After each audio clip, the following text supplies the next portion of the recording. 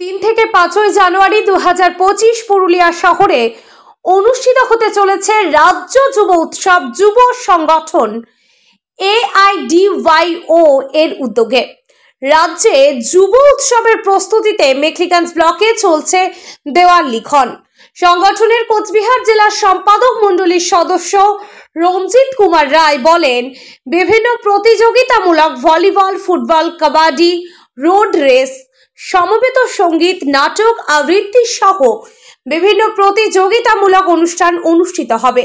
সর্বস্তরের যুবকদের এই যুব উৎসবে অংশগ্রহণের আহ্বান জানান তিনি।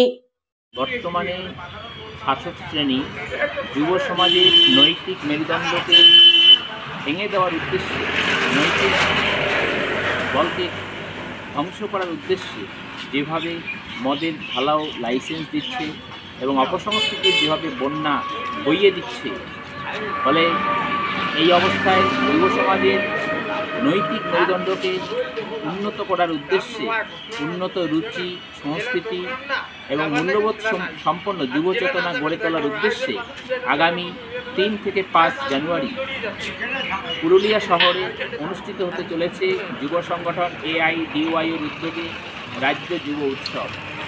এই রাজ্য যুব উৎসবে সেখানে বিভিন্ন ধরনের খেলাধুলা, প্রতিযোগিতামূলক ফুটবল, ভলিবল সহ নানান ধরনের প্রতিযোগিতামূলক খেলাধুলা সহ নানান সাংস্কৃতিক প্রোগ্রাম সেখানে অনুষ্ঠিত হবে।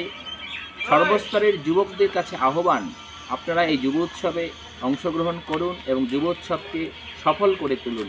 এই যুব উৎসবকে সফল করার উদ্দেশ্যেই আজকে মেখলিগঞ্জ ব্লকে চলছে দেওয়াল লিখনের কাজ। ধন্যবাদ।